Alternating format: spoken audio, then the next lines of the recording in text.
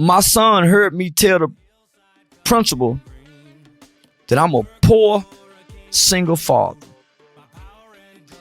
My son was probably 11, 12 years old, about to go into adolescent, but he's starting to come into the knowing of kind of life. Consciousness, yeah. Poor? This generation of kids hearing that they're poor? We stand in a 1-bedroom apartment. Me, him, and his sister. I'm sleeping on the floor, the sister in the bed, he on the couch. I'm getting food stamps and disability. And I'm driving a good times van that my son was ashamed to get dropped off in school in. So I'm in here talking to this principal, really wanting to cry, man, because I'm financially messed up. But she heard me and my son, when we got to the car, my son looked at me and said, "Dad, are we really poor?" Tears in his eye. I couldn't even look at it. But I made myself look at it. And I said, "Yeah, mijo."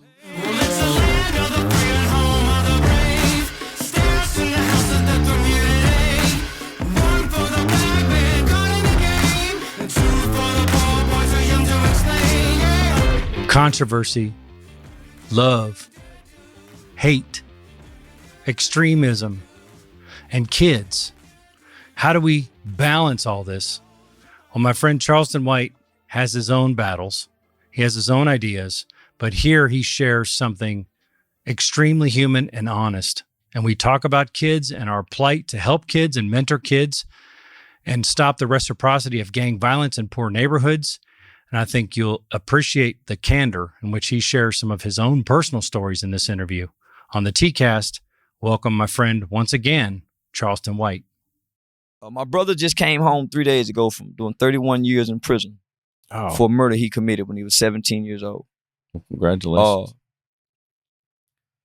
Man, 20-something years, I never heard my brother even mention God, and we got a God-fearing mother. I didn't even know if that nigga believed in God. So I knew he would never be free if he couldn't find a way to develop some remorse. And that's between you and God. That has nothing to do with nobody. It ain't got nothing to do with you with the parole board or nothing. That's between you. That's like what you did. You just between you and God. Mm-hmm. Remorse and empathy. So I knew he would never come home if he didn't develop it. My mother, she said that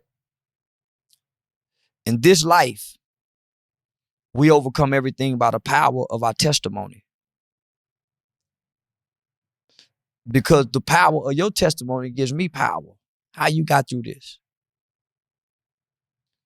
I learned in group sessions as a kid going through therapy, they used to make us relate. That's how they would gauge us. That's how they would grade us in our group participations. Can you relate to these other kids?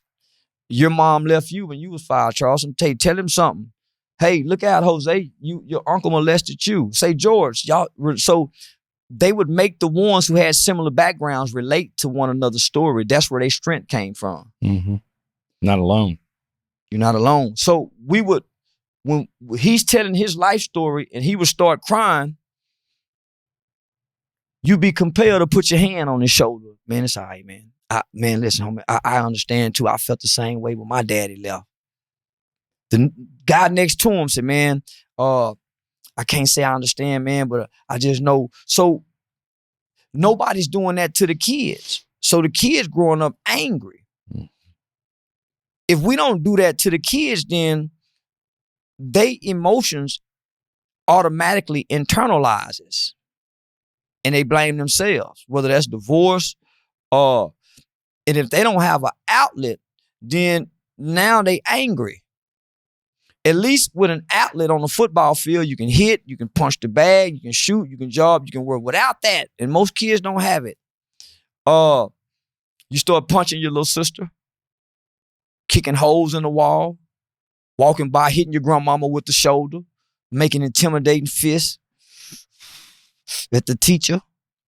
Because in your mind, this is what you want to do. You just don't have the weight with the hate.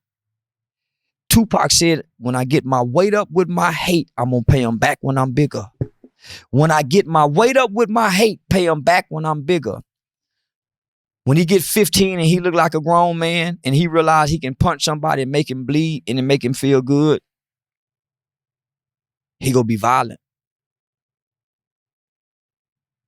So you have to,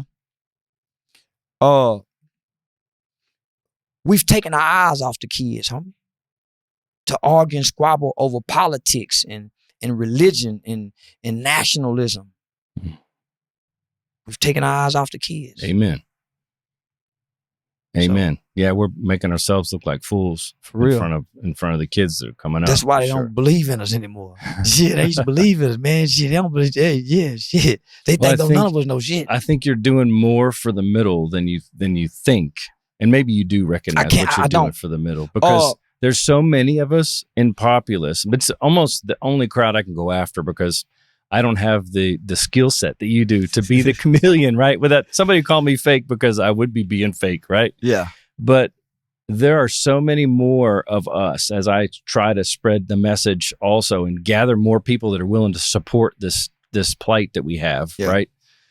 I think there are more of them. They're just less outspoken people because they don't have a platform. And where are they supposed to speak out at? I mean, everything on the news is sensational. And what we have to say isn't sensational, it's taming. But it's taming is something that everyone can get along dealing with. It doesn't mean it's not exciting. That's where I want to take you back to what Mom says. Your testimony. Most kids don't know how cool their parents were when they was kids. Oh, for sure. Yeah. They don't have, because for one, we're not going to tell them the stories. Right? We ain't going to let them know when we was a complete F up. Complete screw up. They're not gonna get the irresponsible us, right? So that's hidden from them. My son never knew I served time for murder till he was almost a teenager. My other homeboy, his kids never know he's been to prison. He got bullet holes. Dad, what's the bullet hole? I've been to war. I got another homeboy, my other partner, spent almost 30 years in prison for wrongful conviction in Angola. And he's been out for barely a year. But everywhere he go, he's been in there since he was a kid. So his whole life is talking about prison. My other friend had to tell him, say, man, my kids don't know anything about prison or jail. So could you not talk about that? Interesting.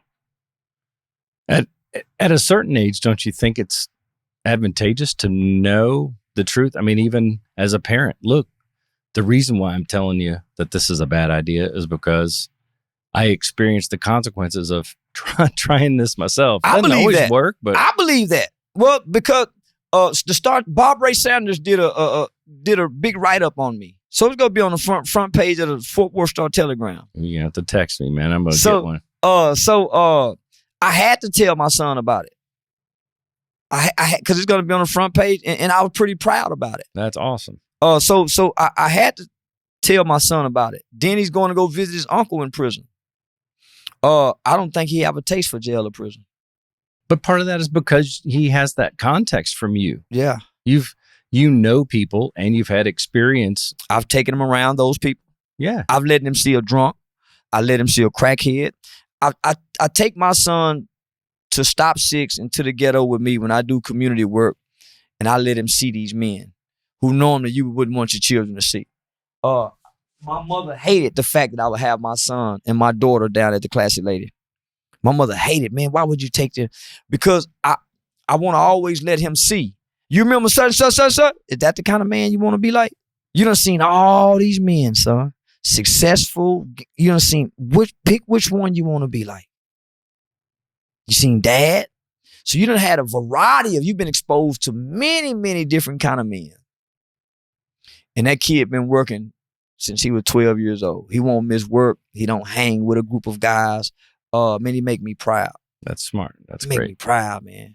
Yeah. That so should make you proud. There's nothing, no better accomplishment than seeing your lessons manifest in your kids. Yeah. That's awesome. And everybody tell me, man, so that's, I believe every parent should do that, because what you overcame gives them a blueprint to figure out to overcome it for them, and that you can overcome it. So I believe we go through things not necessarily because God allowed bad things to happen to us. We go through them because God knows we're strong enough to get through it, because we're going to go help somebody else get through it and they don't have the strength. You have the strength that they need. So you was able to get through it because God knew you were strong enough. He couldn't stop the situation because he can't come down here and change it. And you're the only one that can testify to that, because the ones that didn't make through it can't testify. Yeah. You know, so that is important. So it's a lot of people. They're gonna battle with drug addiction to the day they die because of what happened to them as children, not what happened to them as adults. Not what happened to them as adults. Yeah. So it's interesting perspective. I used to try to tell my kid. I mean, it's ultimately you would love to think, hey, I went through this experience and I survived, and it's something that inspires them. But you know as well as I do, sometimes kids have to try it for themselves and figure things out. But I kept saying, I was that man, kid. if you took like a sci-fi themed movie and said, all right, just how cool would it be if you had an opportunity to go back in time and talk to your 12-year-old self and give yourself advice and everything else, and think of how convincing that would be versus having some old man or dad or whatever. I was a kid till I seen colors. I was about 11 or 12 years old. I got glimpses of the street life. Uncle Wayne walking back through. And he gone. Yeah. Going over Ain't Beating Him house, looking outside the window, seeing two guys. Like, hey, y'all get out cold door. And it's gone. So I got glimpses of it. I never got to see it. I never got to see the streets until I got grown. I went in the boys' home at 14. I still had to go home before the street lights went in. My mama didn't play. I had to run away from home to go do what my homeboys did. I couldn't steal nothing and come in the house with nothing that my mother didn't buy. Boy, where you get that from? She was on us. Mm-hmm. Oh, mama, these Patrick shoes, take them back right now. Matter of fact, come on, we finna take them back right now. Cause she not taking. I couldn't sell a key of dope and go help my mother pay her rent up. She wouldn't take the money. I would have to pretend like I got a job and leave it on the dresser somewhere for my little sister.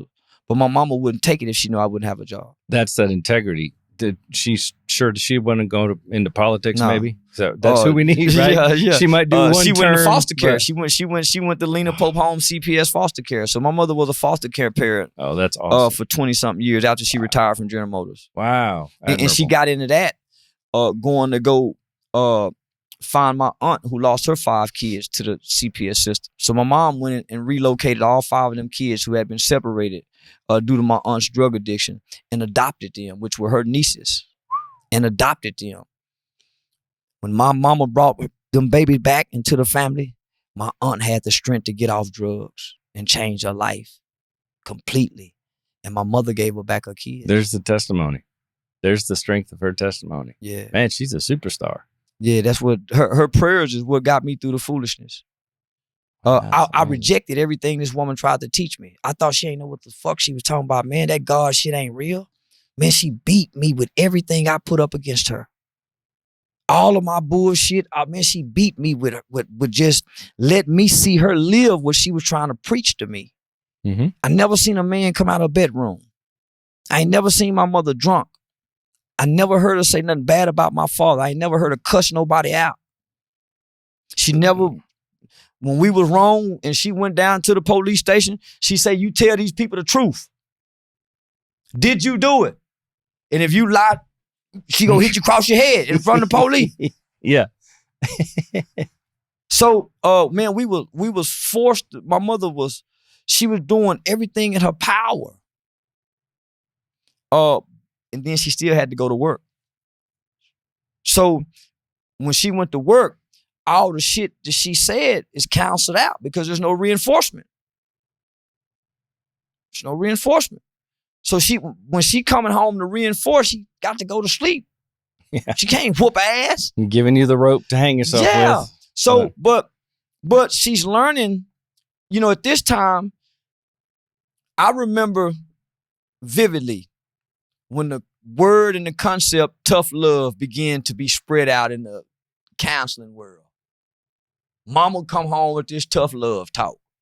Start saying no. Man, we didn't understand that language. We was spoiled kids. But she was growing up too. She was changing. And she was seeing that the parenting that she's been doing, trying to give us everything that she didn't have to make up for her not being there, for having to work so much, trying to make life good for us. And we're unappreciative. We're ungrateful. Yeah. We think she's supposed to do this. And so she's having to take off work to come to court, take off work to enroll us in alternative school. So we made it difficult for her to have to parent us. I didn't have to do none of that shit, man. Yeah. And I could make good grades. And that's all mama required, man. Just go to school and make good grades and good citizenship. Don't bring me no good grades without no good citizenship, boy. So I used to pride myself before I got gangster in having straight E's. I was a great kid, man. That's a great thing to focus on, too, at a young age. That's I used to pride myself in having E's, excellence. Yes, ma'am. That's why I could get out of trouble when I started getting in trouble. I was a charismatic kid with good manners. Yeah. And I can get in front of the judge and I can get the probation officer lady by herself and charm her to death. Until my mama come in and tell her, now listen, the boys, mama go come in and hip everybody to me because she want the best for me. Yeah. She want to make sure this is the best person for me. She wants accountability for you. Yeah. So when I go visit my brother now, he's on a leg monitor. He can't leave the house. My brother, 49 years old. He left when he was 17. He's 48, about to be 49. He's 17 again with mama. Boy, she on him right. Boy, he can't leave our eyesight. She watching his ass. Where you going? Who you talking to? Who is this coming to see you? Boy, mama, but she looking over everything. He's got to appreciate her motivation, though, man. Yeah. Please don't go through that again, man. Yeah, congratulations, by the way. That's I'm gonna take awesome, you to go meet man. him, man. Yeah, you got to go meet him. I would love to go meet him. Would love to, man. So, this is what I had to learn. As good as mama was, she could have had daddy there. It still take a village. It still takes a village. When the kids down the street busting bottles and windows and putting tires on flat, it takes somebody to say, hey, y'all cut that shit out. Tell your goddamn dad on you, boy. I don't give a fuck. Go tell your mama. You have to correct children. Yeah. And sometimes it's not, hey, Jimmy, you guys quit doing that. They run over the teacher. The teacher that can't say, boy, sit your ass down somewhere. Kind of pinch him a little bit and, boy, if you don't stop. Them teachers don't have no problems. The teacher who don't have the wherewithal to reach the kid past the rules without breaking the rules in order to connect with the pain. The pain don't allow the kid to consistently follow rules. Because some days I ain't in pain. Some days mama washed clothes and we woke up this morning, I had clean socks, clean underwear, I took a bath last night, and I got donuts this morning. So I'm soothed for the day. I'm not in pain. Come back tomorrow, mama and stepdaddy might have been fighting. I fell asleep on the floor. Mama and them came in from the club. I woke up and went and got in the bed. Couldn't go back to sleep. Fell back asleep about 5 o'clock. Woke up late. Come to school, my school uniform shirt ain't here. Now I'm in trouble for not having a school uniform shirt. Now I got a smart mouth. Now you see what I'm saying? Yeah. So we punish the kid based on the conditions that they coming out of according to who the mom and daddy is. Let the mom and daddy come up there and they seem uneducated, ignorant, cursing. The kid gonna take the brunt of that. Well, I learned to make it work for my son. I would enroll my son in the school and play like the ignorant black father who don't care nothing about education. And they helped that boy get all the way through. Man, I don't give a damn about school. I'm just doing it. I want the boy to drop out to be a dumb mechanic. And man, them white, they used to look at me crazy. My son been in all white schools. I would play the ignorant nigga father with gold teeth, don't care nothing about nothing, coming in there with the coveralls, the long dread, acting like I don't care about education. But I was using reverse psychology tactics. Yeah, because you would be actually the unicorn, because these days the principal can't even call home to report anything because they're going to get such a defensive parent. Well, those are my relatives. Every time I go over a relative house, they telling me about Junior done got in trouble at school and it's always the school and teacher fault. I said, man, y'all fucking this boy up. No accountability. No kidding. That's, man. No accountability. Rampant. It's rampant. They literally feel like they're stuck between a rock and a hard place because they can't really report it. They just have to either eat it or make amends in some other way, because they know if they call the parents, it's going to be worse. And then they're going to have to go in front of everyone with their tail tucked between For the their most legs. part, my mother knew we was going to lie. Yeah, for the most part, I was going to come home and say, Mama, that teacher racist. Mama, that teacher don't like me. Then that was the line every year, every class. So my mama started knowing her kids. Knowing her kids. Well, how do you know your kids? You used to be a lying MF. You used to steal. Your chromosome. When you look at your children and there's something about them that you don't like and you don't displease, just understand they got it from you. It's your chromosome and his chromosomes. So my mama knows certain things that go come with these two boys here. At first, when they get in trouble, they gonna start out lying. Once you go to pressing them with questions and catching them, then they'll come out and tell the truth. But I ain't believing nothing off the bat. I started learning that my kids a lot of me too. Yeah. I had to learn that my mother loved me way more than I love her. I had to learn that my son don't love me more than I love him. He'll tell me a lie to get out of trouble. Yeah. That used to be one of my main rules that I felt like was effective with my son. If no matter what he did not matter the extent of the offense.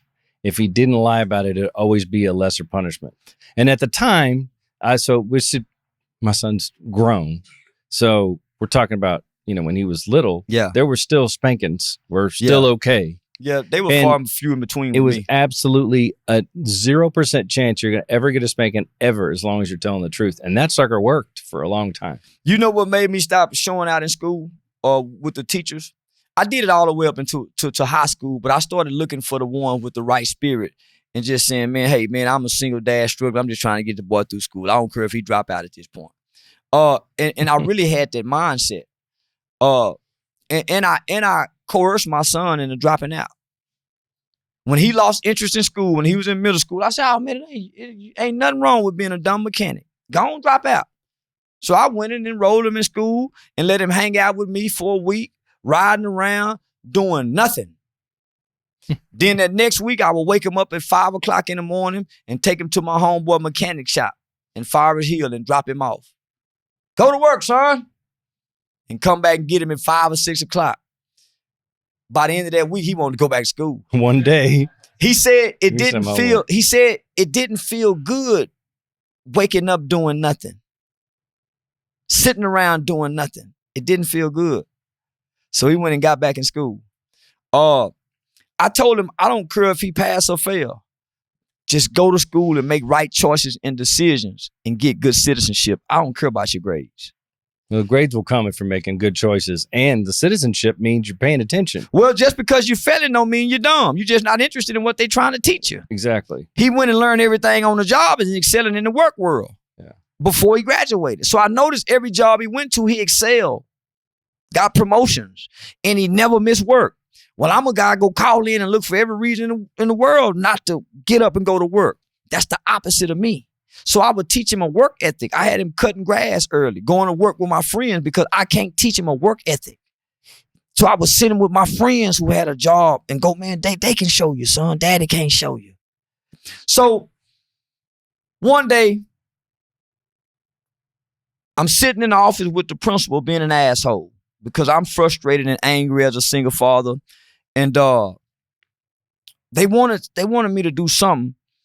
And my son heard me tell the principal that I'm a poor single father.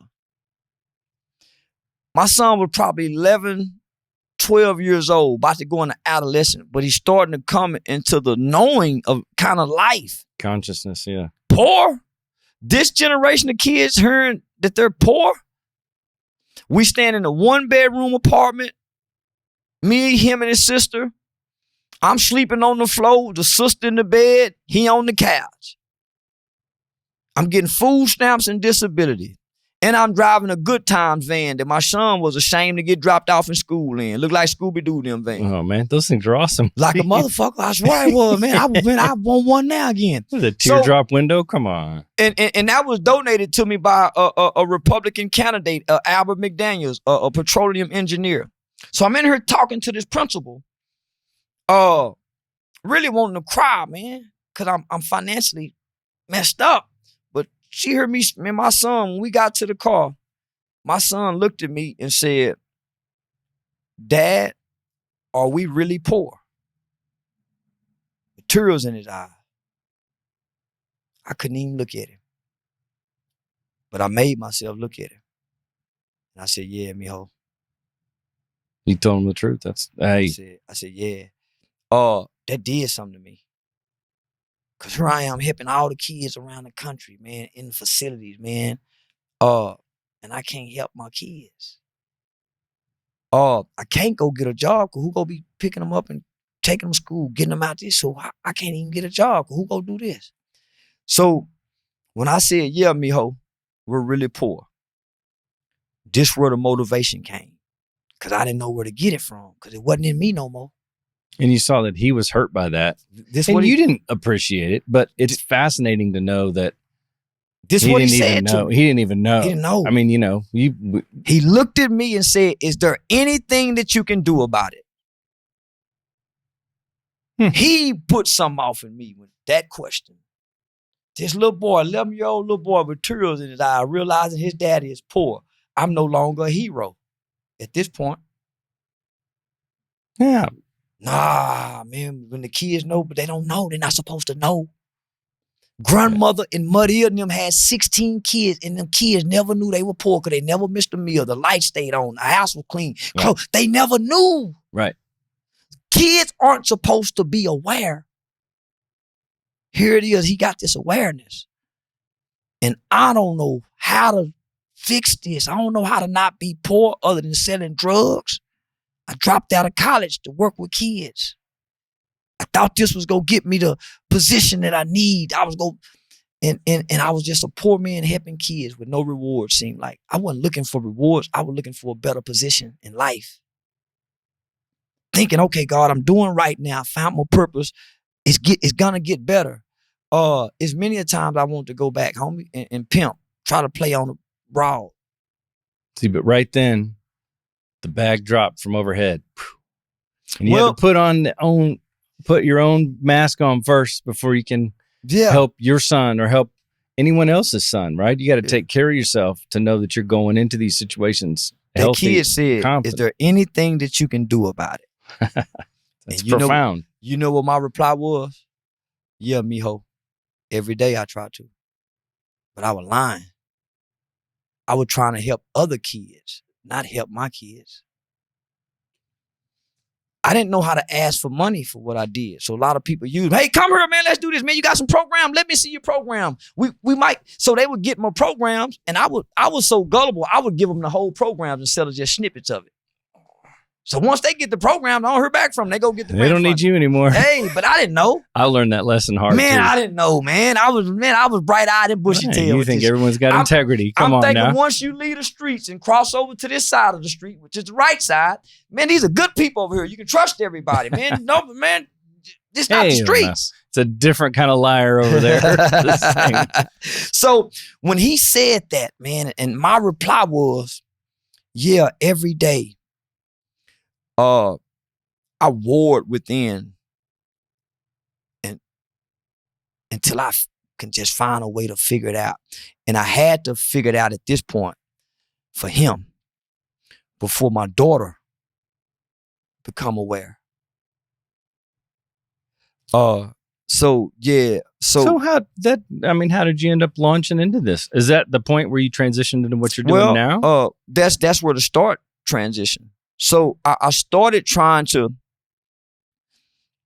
I still have the words of Bart LeBeau, the executive director of the Annie Casey Foundation. I still have his words ringing in my ear. I still have the Baltimore, Maryland Jewish attorney who told me, Charleston, you have to figure out a way to become self-sustainable. I still have the words of the white man from the Texas Juvenile Justice Department who said, Charleston, man, you got to put some business with this. If you don't put no business with your passion, you're going to get burnt out. Well, people are telling me this, but man, I don't know how. I'm just a passion-driven guy that done discovered my purpose, and I'm a fool for the purpose. Hey, man, Charleston, how much would you charge to do a speaking engagement? Well, I'll do a $500 honorarium fee. Well, man, we just got a $150 gas card. Oh, okay, I'll take it because I just want to go pour into the children. Yeah. But I done drove 4 hours away. Right. You see what I'm saying? So I just wanted to do the work. And so I told Pops, I said, man, Pops, well, man, I don't want no money because I'm afraid if I get some money, I still got some street residue in me. I haven't been completely cleansed of the streets. What if I get a bunch of money and quit working with the kids and go back to the streets? So I was scared of money to a certain degree because I thought I would go back. I wasn't ready. You didn't think you were ready. I didn't think I was ready. But my heart was in the right place. Every day I would realign with the purpose.